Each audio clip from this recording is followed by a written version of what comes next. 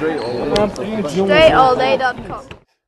You're now tuned into the show where you learn the discipline to show up day after day to do the work, the confidence to put yourself out there boldly and authentically, and the mental toughness to continue showing up, doing the work, putting yourself out there, even when the success you have expected to achieve has yet to be achieved. And on top of all this, you get a huge dose of personal initiative. That is the go-getter energy that moves any one of us, including yourself, to go and make things happen instead of waiting for things to happen. And then we put all this together into a series of frameworks, approaches, insights, strategies, and techniques all underneath the umbrella of one unified philosophy that is called Work on Your Game. My name is Dre Baldwin, also known as Dre All Day, and welcome to the show. And today's topic is We Are at War.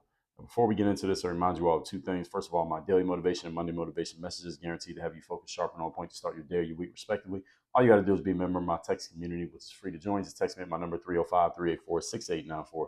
And once we start sending those messages out again, you'll be getting those straight to your phone. Secondly, Work on Your Game University. We're looking for higher level performers, people who are top 2% performers. Either you are there or you are ambitious about getting there. And if that's you, then you already know that I'm speaking your language. Go to workonyourgameuniversity.com. You can see what our program's about and take the next step towards getting started. But with that out of the way, let's get into the topic here today, which again is we are at war. The definition of war is a state of open, armed, and often prolonged conflict carried on between nations, states, or parties. That's the definition of the word war.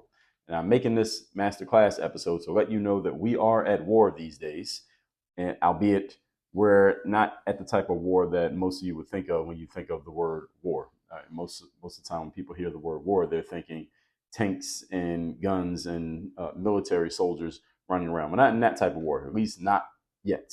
At least not on our land. We're not. Maybe on other people's lands, but on our land, we're not in that type of war. At least not yet. But we may be on our way.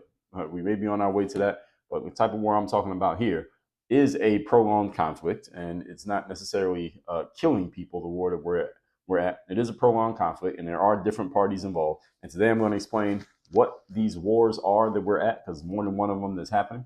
I'm going to explain why you need to be aware of these wars if you weren't, or why you should look at them if you were aware of them. Maybe you should understand them as war rather than maybe just disagreements or whatever you want to call it, what other language you may want to use besides war, but it is an actual war. And I'm going to plant some seeds so that you can better prepare yourself to be successful at the war, all right, to make sure that you come out on the winning side. Because once you go to war, it's a binary in a war. All right, somebody's going to win, somebody's going to lose. That's how it works. And the worst case scenario, everybody loses, which means everybody's dead. So hopefully you don't want it to come out that way. This is a binary. Somebody's going to win, someone loses. This is a finite game. So let's get into it. Topic, once again, is we are at war. Number one, first war we're in is called the information war. This one you may be pretty understanding that we're in one, because there's a battle of information happening all day, every day. And this has been going on for about 10 to 15 years now, the information war. This is not new. This is the biggest and the most active war that we have going on, because this one has the most people involved in it. We are all involved in the information war, whether you are receiving information, whether you are creating information, you are sending it out, you are amplifying information that came from someone else. We are all in a big information war right now. This is an ongoing thing that's happening all day, every day. This very show is a grenade being thrown into the information war just by the fact that I'm pointing out that there is an information war. I'm involving myself in it. What the information war is a war for your mind and the information that you are taking in, how you are interpreting the information you're taking in, or whether you even see it as information, and what you do based on the information that you take in. That's the war. The war is you have people telling you completely different stories based on the exact same facts. So what Scott Adams, who's author of he used to be author of the Dilbert comic strip. I guess he's still the author of it, but he became even more known because he has written many personal development and self-help books. And one of the things that I heard Scott say, he was the first person I heard use this term. He calls it 2 movies, 1 screen. And what that means is 2 people, let's say you and I, could see the exact same situation unfold, yet we get completely different. We come to completely different conclusions on why it happened, what happened, who's to blame, and what should be done about it, even though we saw the exact same thing. That's 2 different movies on the same screen. This is the basis of the information war. We all know the facts, or at least we all can agree on a certain set of facts. We don't all agree on 100% of the facts. I'm talking about all people in general. We don't all agree on 100% of the facts, because you have people giving you different stories based on things that have happened.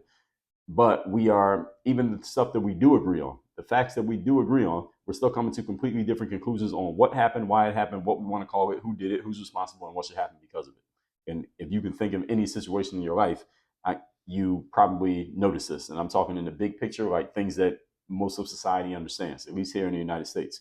When we had the virus called COVID a couple of years ago, we could all agree that there was a virus going around. Now, that's pretty much the only fact that we can agree on. Now, there's a whole bunch of other things that people have different conclusions on and different reasons they believe it and who they got it from, whatever. We agree that there was a virus. All right? Everybody agrees there was a virus? Okay, there was something going on. All right, even if you thought the virus was just the flu was a virus. Okay, so there was a virus going on, and we can't agree on any other facts. The information war is which information are you taking in, which do you believe, which do you not believe, and why. All right, that's the war, is deciding what to do with the facts that you know. We all agree that on January 6, 2021, Donald Trump, who at the time was still the president, he was about to be passing his presidency off to Joe Biden. This was after the 2020 election had been decided, and it was decided that Biden had won, and Trump was set to pass the presidency off to Biden in about 15 days. And we can agree that happened. We can agree that Donald Trump gave a speech in Washington, D.C. on that day because he believed that the election had been dishonestly stolen from him. We can agree that he believed that. Now, I'm not asking you whether you believe it or not. We can agree that he believed it. And we can agree that after he gave that speech, some of the people who heard his speech marched down to the Capitol building in Washington, D.C. We can agree on that. And we can agree that some of the people who marched down to that building, because not all of them from the speech marched to the building, but those who marched from the speech to the building, some of them unlawfully entered the Capitol building, and some of them participated in some violent activity with other people who were trying to protect or barricade the building, and some of them did not. Some of them just walked into the building. There was no violence, but we can agree that that happened. All right, now, everything else around that day and everything else around who did it, why they did it, what do you want to call it, there's an information war as to what you decide. And I will bet if there are 1,000 people listening to this, you probably have 25, 30 different accounts on what happened, who was responsible, what we want to call it, what didn't happen, what did happen, and the labels that we want to put around that, and who should be able to do what now based on the facts that we agree on from that day. Right, can you understand what I'm saying here? So the information war is how we are interpreting the facts, at least the few facts that we can agree on, because again, we don't even agree on all the facts. And when I say we, I mean all people in general. There's an influencer by the name of Alex Jones. Many of you probably are familiar with Mr. Jones, even if you're not familiar with a ton of his work. I'm not super familiar with a ton of his work. I do follow him on a social media. I think I follow him on Twitter/X. And I'm familiar with who he is, but I haven't gone deep into his stuff. But of course, I've heard of him. Many of you, if you follow current events, you have heard of Alex Jones because his name has been in the news for a long time. This guy's been around for a long time. He literally has a platform that is called InfoWars. That's literally the name of his platform, InfoWars. And he has been talking about this stuff for over 2 decades. Alex Jones, literally, you can find videos of this online. Alex Jones literally predicted the 9/11 attacks on the Twin Towers in New York City. He predicted those before they happened. Now that right there is a fact. Now, whether you like Alex Jones or not does not matter. It is still a fact. He did predict it. He did say it was going to happen.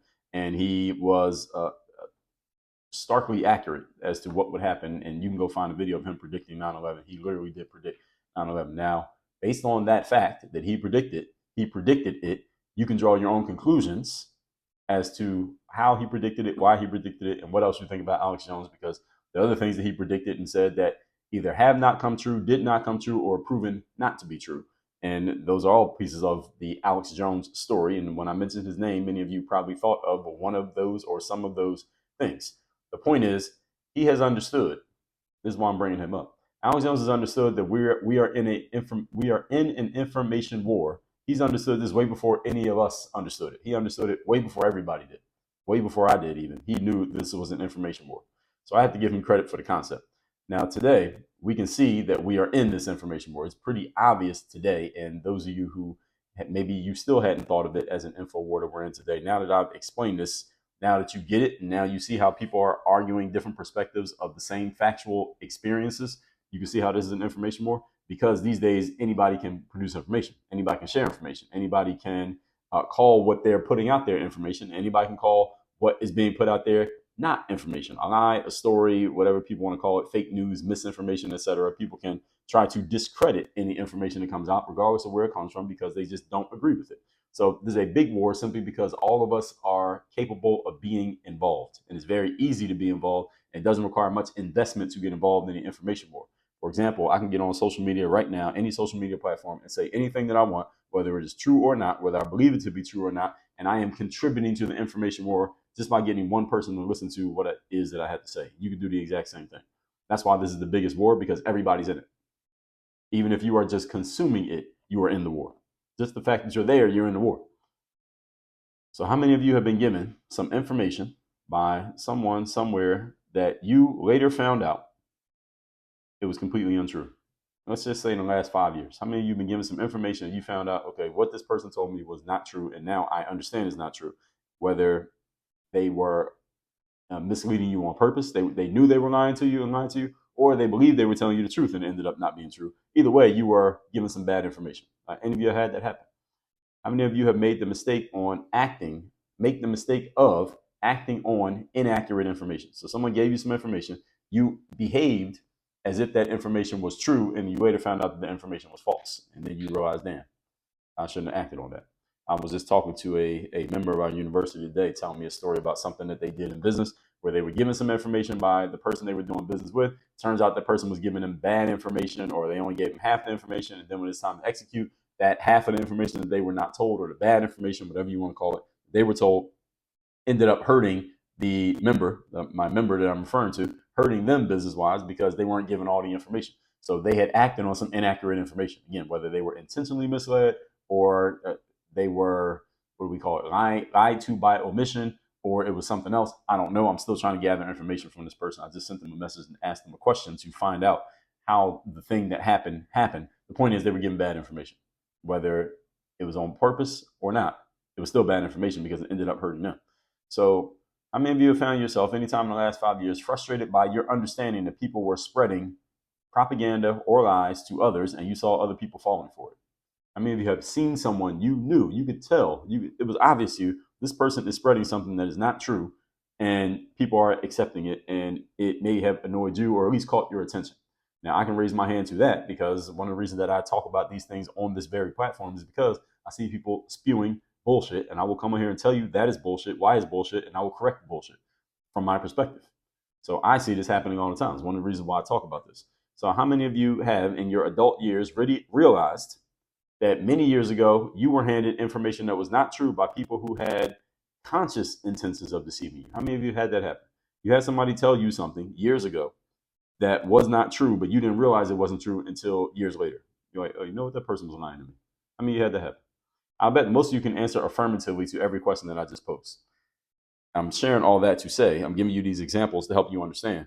All of those examples I just gave you are the information war. All of that is part of the information war that we are in right now, all of it. And the fact is, this is going to become an even tougher war for all of us because everybody has access to a platform from which they can share anything they want and label it as information, whether it is accurate or not.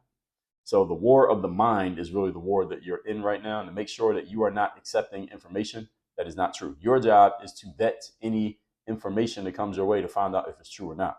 The challenge with this is, and I talked about this when I did my episodes where I trashed the profession that used to be journalism. I talked about this in episode number 2016. There used to be journalism. Journalism is dead these days simply because journalists are no longer incentivized to do actual journalism. The job of a journalist is to get to the truth and find out what's going on. And they were usually the people who would interpret information and tell us what the truth of it was for us, so we didn't have to go do the digging ourselves. But because journalists have now been incentivized to basically pick a side, and they're more influencers and propagandists than they are journalists now. In other words, they're not incentivized to tell the truth. They're incentivized to lean things towards one side or another because the people who pay them are incentivizing them to do this. Everybody has picked a side. Because of this, now us, the everyday citizen who is not a journalist, now we have to go do our own work and do our own research to get our own information as to what the truth is or not. That's why this is a war. Point number 2. Today's topic, once again, is we are at war. Number 2, the war for independence. Independence. Who listening to this, if you're willing to be honest, is living a life in which you have to go along with some things that you simply don't agree with, but because of certain connections, alliances, employment, or other relationship, you pretend as if you do, or at least you have to pretend as if you do. I mean, you're not pretending because you want to. You're pretending because based on the circumstance, you kind of have to. Your hands are tied behind your back in some ways.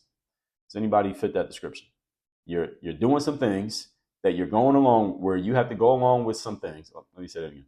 You're in some situation or situations in which you must go along with some things that you really don't agree with, but because of the circumstances you're in, whether that be a connection, an alliance, a job that you have, or some relationship that you're looking to maintain, you have to kind of go along to get along in that situation. How many of you have something like that in your life? All right, this is part of the war for independence. Almost everybody has this because we all have, as I say, there are no perfect scenarios in life. There are only trade-offs. There's a trade-off to damn near everything. All right, so anybody who has any type of situation, doesn't matter what it is, there's a trade-off to that. So any of you who's in a situation where you're like, oh, I absolutely have one of those in your life, understand that if you got out of that, you're still going to have to make a trade-off in the next place you go. All right, there's never going to be a place where you have complete independence. Any human with complete independence can't live in society. Because to live in society, you have to give and take a little bit from other people. All right, so when you come to a red light, even if you have somewhere to be and you're about to be late, you don't just run through the red light while there are cars coming in opposing traffic because somebody might end up dying. You probably wouldn't do that. You would still stop at the red light. So you're going along with something that you may not want to go along with at the moment, given your circumstance, but you still do it because we call that society. That's civilized people. All right, so to live in civilization, you have to give up something. You have to give up a little bit of independence. There's no complete independence for any human who is living amongst other humans. All right, that's impossible. So independence, folks, means your ability to think, say, and do as you please and never have to accept or go along with anything that you do not wish to tolerate. So I'm saying within reason. So maybe you don't want to stop at the red light, but that's not some travesty that you have to stop at the red light because the light's red. And when you have a green light, you expect the opposing traffic to stop at their red light, right? So I'm saying within reason. I'm not just saying anything. Don't take this literally. Get the spirit of my point. Independence is about your ability to think, say, and do as you please and never have to go along with or accept anything that you do not wish to tolerate. Again, above minor inconveniences, such as a red light. The war of independence starts in your own mind, everyone. This is not about other people. The war of independence is in your own mind, as is the war on information that I talked about in point number 1. It's about how you think about and look at yourself and the options in front of you. That's what the war of independence is about. How am I looking at me and the options that I believe I have available to me? What we just discussed in the first point on the information war, the more independence you have or you believe you have, the less you will tolerate when it comes to inaccurate, untrue, or straight up false information. But the thing is, you have to be able to discern if something is inaccurate, untrue, or false. If you don't have the ability to discern whether something is true or not, then you can't reject anything that somebody else says because you don't know. You don't have the right information. If someone gives you information and you don't have any better information, then you may end up accepting what they give you, even if it's not true. But you don't know that it's not true. So to you, it's true, but it's actually not. And more often you hear something that is not true without hearing anything to combat it and having no reason to combat it, you may come to believe that this absolutely must be true because I've been hearing it for the last 10 years of my life. Now here comes somebody out of nowhere trying to tell me that this thing that I've always been believing is not true. You're going to reject that even though they're the one with the right information. This is why you got to be a critical thinker. This is why you have to develop your skill of discernment. I talked about this in episode 1431. Discernment is your skill of perception and judgment. And it takes you back to a simple question you should always ask anytime someone is presenting information that you do not have a way of verifying and they're presenting it as if it is verified. Just ask them a simple question. How do you know? How do you know that's true? And if they know that it's true and they have a reason to believe it, they should have no problem telling you how they know. And if they push back in any way against you for even asking the question, you should become very dubious of whatever it is that they have asserted. Because when someone has actual information and they know that it's true, they have no reason, they have no problem verifying and telling you why they believe what they believe. Even if their reason is nonsense, at least they give you one. On the show here, many times I assert things that there is a question about, meaning some people believe one thing, but I'm asserting something different. I do that often here on the show. I've done it many times, especially when I'm talking about social issues. There are many things I've talked about when it comes to social issues here on this show that I know for a fact there are people out there who do not agree with them. Maybe not in my audience. Maybe you're still here because you agree with a lot of things that I'm saying. But I know for a fact this is not something that everybody in the world agrees with. If I say there are only two genders, male and female, there are people out there who strongly disagree with that. All right, there are people who disagree with that, and that's completely fine. If I say something neutral or even positive about, as of this recording, former President Donald Trump, there are people out there who strongly disagree with anybody saying anything about him that is not, he's terrible, he should die right now, and he should never be president again. Anybody who says anything above that Anything leaning positive above that, people get angry about that. So if people disagree with me about saying anything negative or even, positive or even neutral about former President Donald Trump, I understand that. The point is, if you ask me why I'm saying it, I will give you a reason why I'm saying it. Even if you disagree with me, I will explain to you why I have the position that I have. That's a person who is standing on something that they actually have a reason to stand on. Often people are repeating things that they have been told or they have been told to believe or that has been assigned to them. They have no real reason why they believe it, and it just hardens into dogma in their own minds. You want to make sure you're not one of those people. That's the point here. Don't be one of those people who has these beliefs in your head that are based on nothing other than somebody else told you. Somebody who you know, like, and trust told you a thing, so you're just going to go with it just because they told you. This happens a lot. And do not think that you are what's the word? No, you are unaffected by this. Most of us are affected by this in many ways we don't even realize it. This is why critical thinking matters so much, because when you are a critical thinker, you start questioning all your own beliefs, and you question anything that comes from other people. And again, if other people are giving you something that has some substance, they can at least explain what the substance is. They don't want to tell you the substance. Again, be very, very, very dubious of what they just told you. So the more independence you have, again, unless you have to accept anything that you find to be inaccurate, untrue, or straight up false, or even if you think it might be, again, ask questions. Critical thinkers ask questions all day, every day. That's what critical thinkers do. They just ask questions. There's nothing wrong with asking a question. Again, if someone has accurate information, they have no problem answering.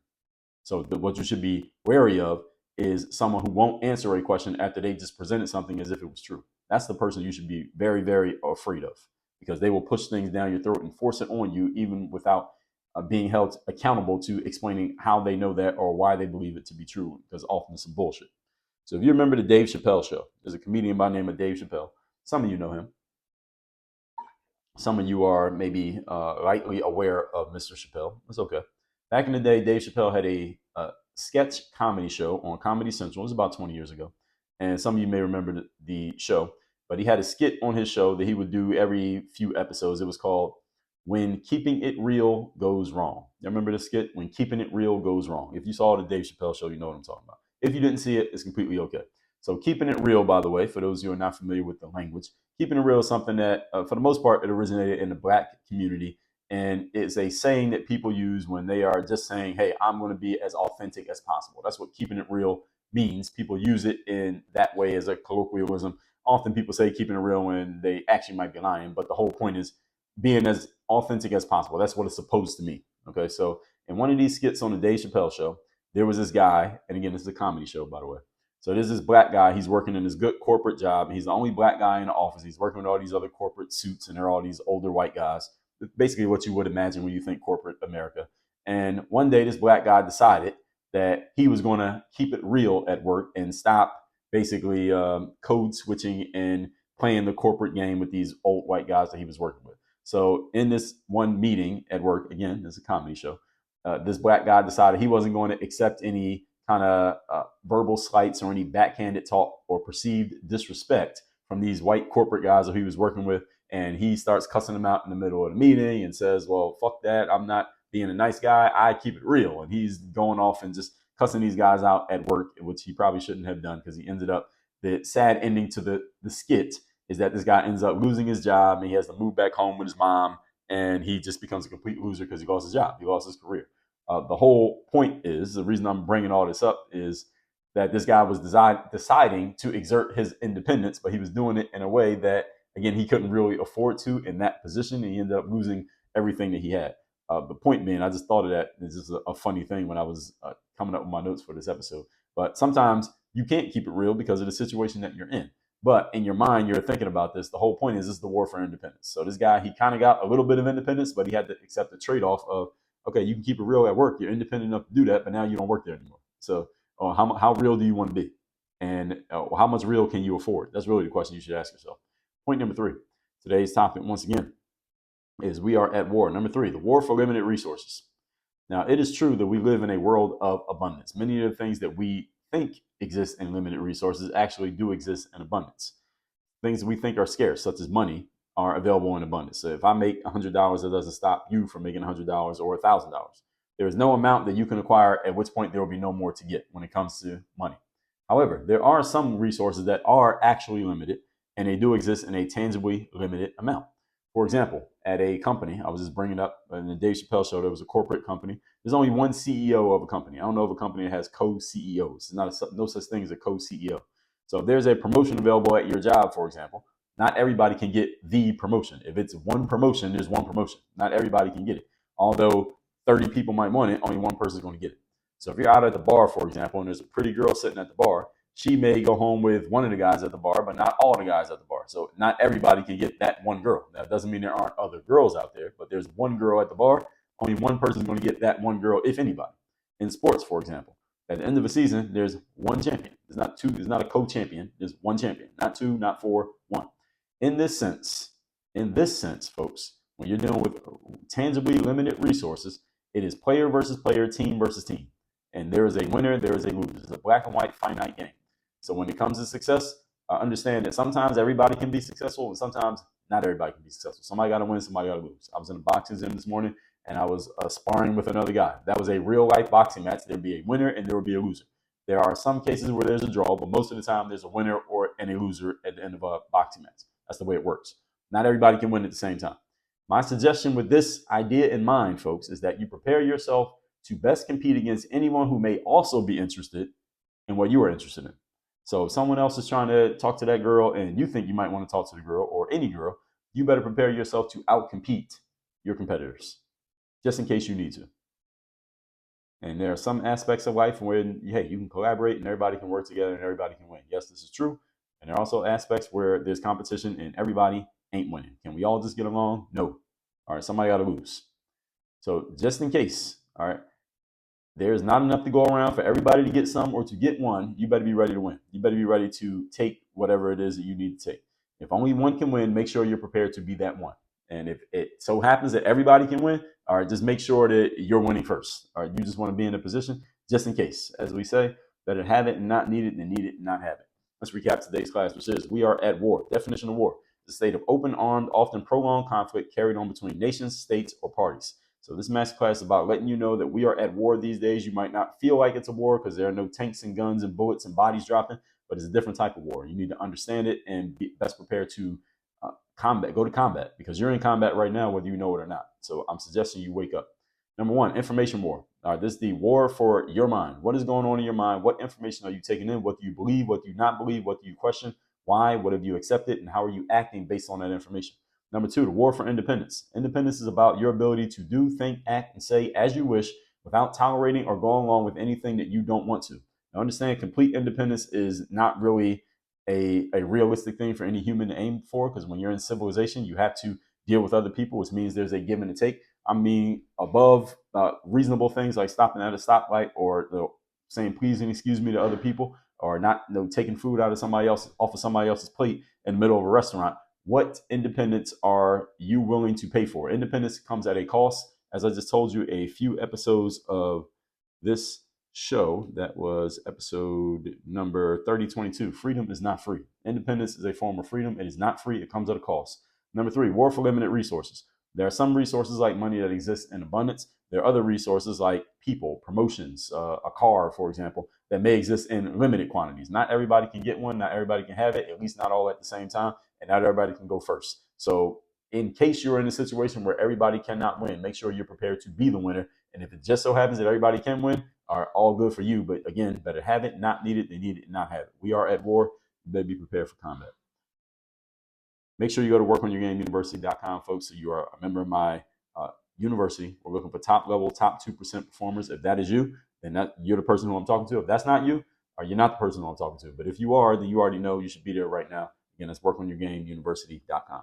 Work on your game. Work on your game. Dre, all